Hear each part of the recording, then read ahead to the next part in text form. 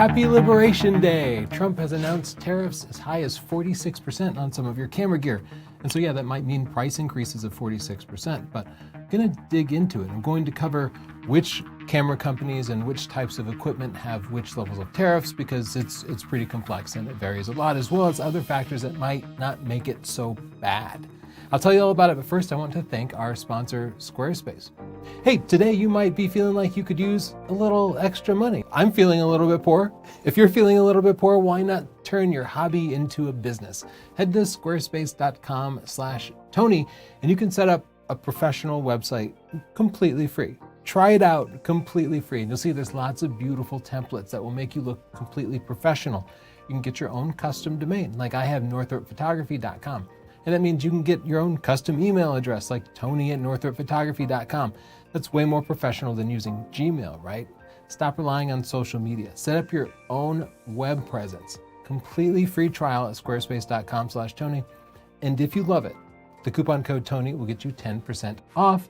Thanks for sponsoring us, Squarespace. You might have heard, but the President of the United States declared this Liberation Day. Liberation Day. And he announced tariffs on just about everything imported into the United States. Just as an example, if Starbucks were to import a bag of coffee from Brazil and it cost them $100, they would owe the government $10, or 10% of that $100. The whole world has a 10% tariff, but other countries have more.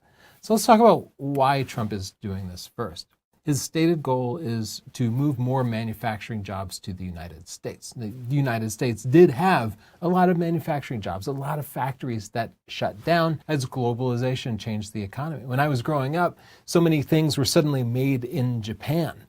Then everything was made in China. And lately we've been seeing things made in Thailand, Indonesia, Vietnam. These are people working overseas to manufacture things for U.S. consumption, and that leads to what we call a trade imbalance. The U.S. is buying more things made in other countries than we are making here and selling to other countries. There are absolutely towns that have been devastated by factories shutting down, and Trump wants to rectify that by making it more expensive to import things into the United States. For example, China currently has a 34% tariff. If a company were manufacturing lens filters in China and it cost them $100 for a bundle of lens filters, well, now that same bundle of lens filters would cost that company $134. You'd be looking at American factories that could produce it for less than $134.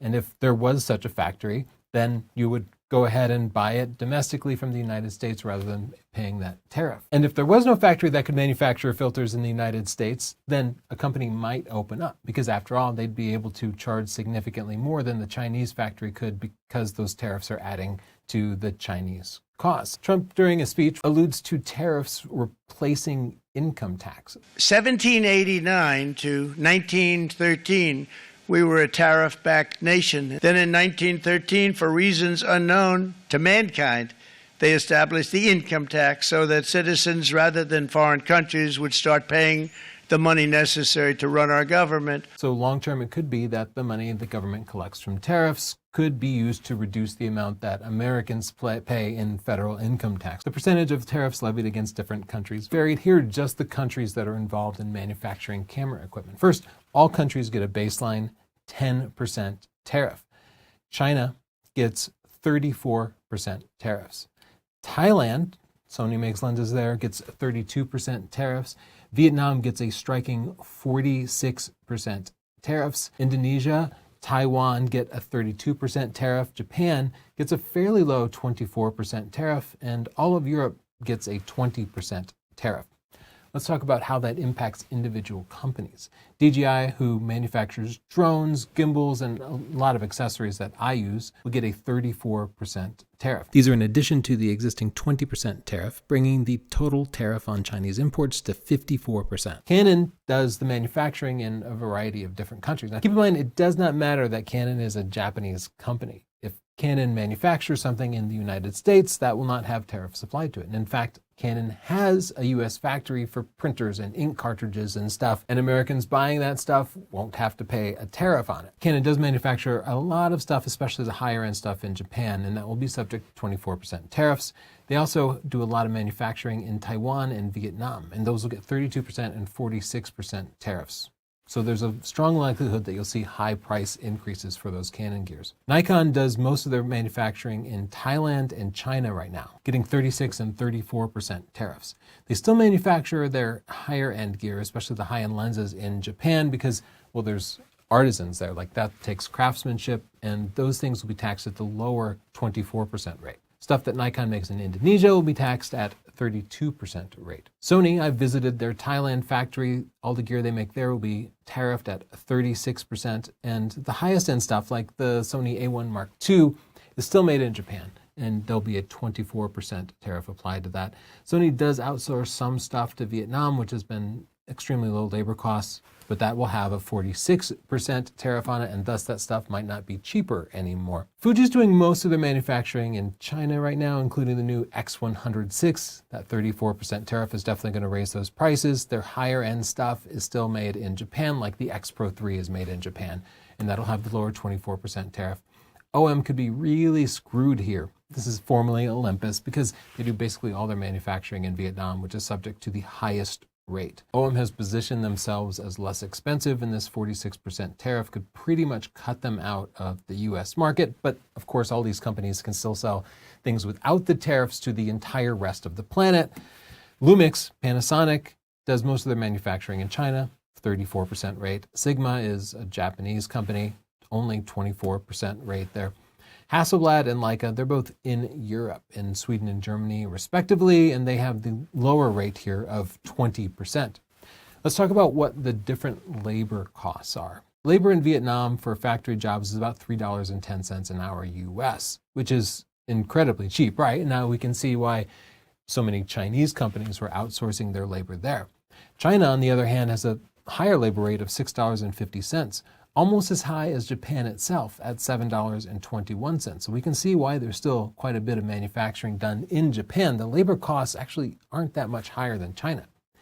Now, if you talk about what US labor costs are, we're looking at almost $29 per hour to have somebody working in a factory.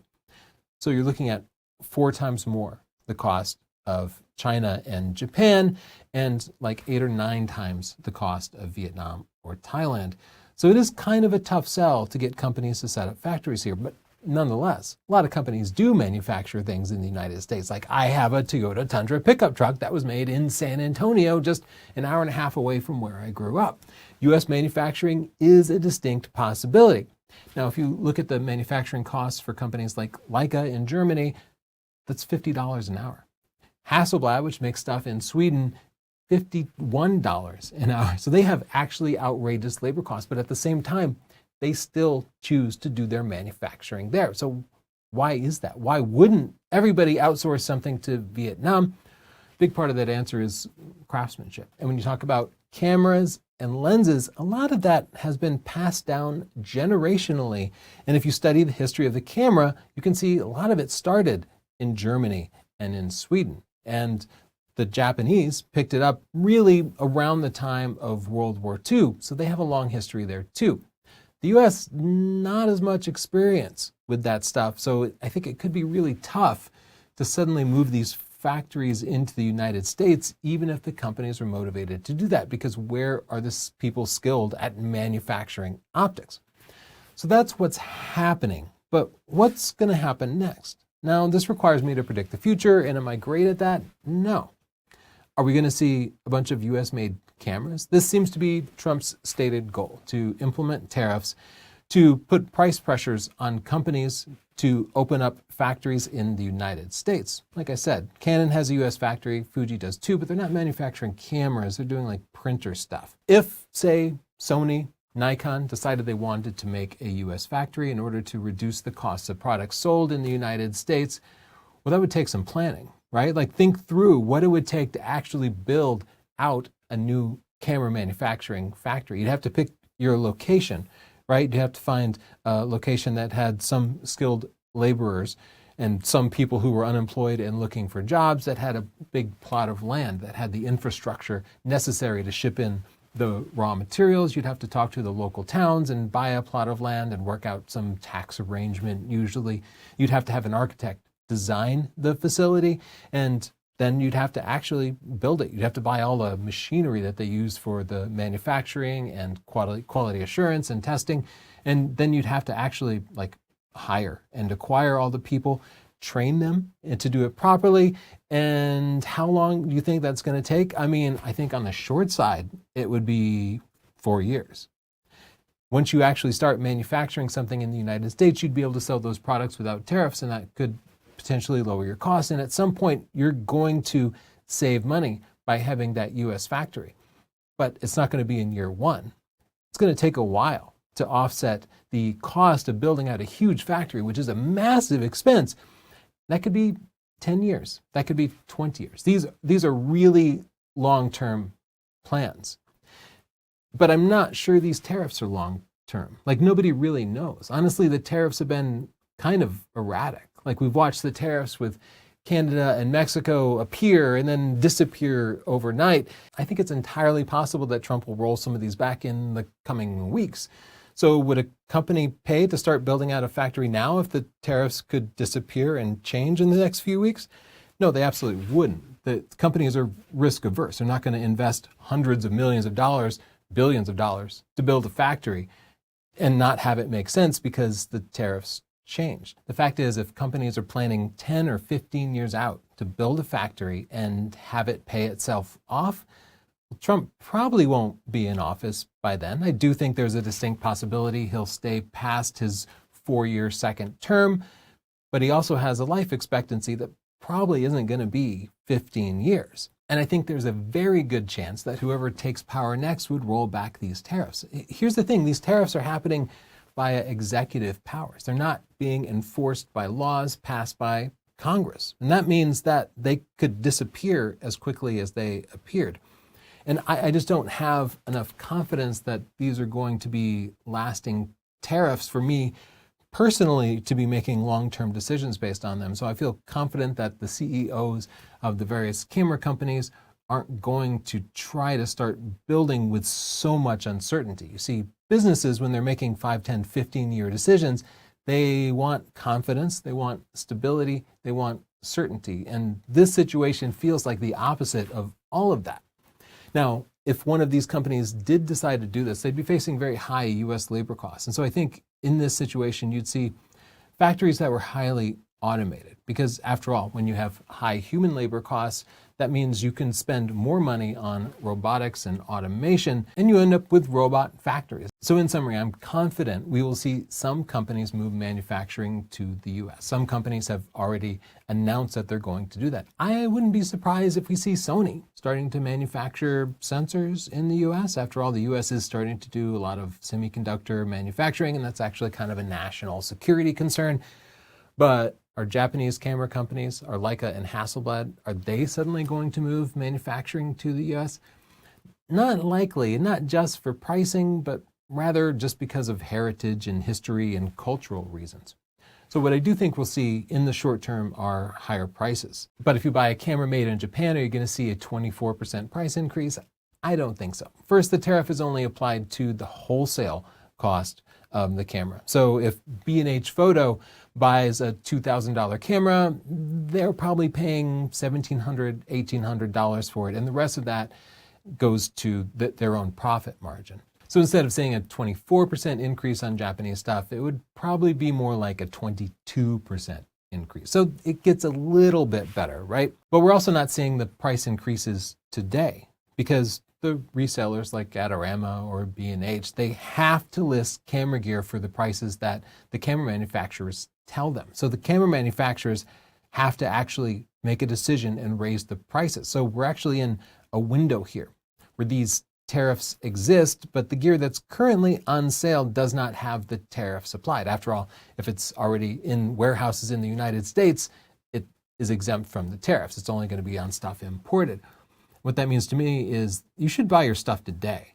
If you have anything you might want to buy in the next year or two, order it now. And B&H has even said that pre-order prices are locked in. So I'm sure that applies to all retailers. Order stuff right away, because make no mistake, when these tariffs take effect, most of it will be passed on to the consumer. There might be places where they can absorb a little bit of the tariff to keep the cost down. They might be able to reduce the profit margins of the resellers by a little bit. But overall, it's probably going to come out of your pocket, the camera buyer. I also think this is going to lead to lower camera sales in the US. And the US is a really big market for cameras, but it's not most of the market. So that is bad news for the camera companies. I mean, look, I checked my investments, my IRA, my 401k, and they're way down. I'm actually significantly poorer today than I was yesterday. And that reduces my confidence. That reduces all consumer confidence. And it makes me hesitant to invest in anything a little bit expensive, but especially discretionary. And camera gear can definitely be described as expensive and discretionary. So I totally expect consumers to not buy as much camera gear. So prices will go up and camera sales in the US will go down. Even professionals who need gear, they're likely to delay it as long as possible. Maybe they'll rent stuff or buy stuff used. And by the way, I think used prices are going to go up too.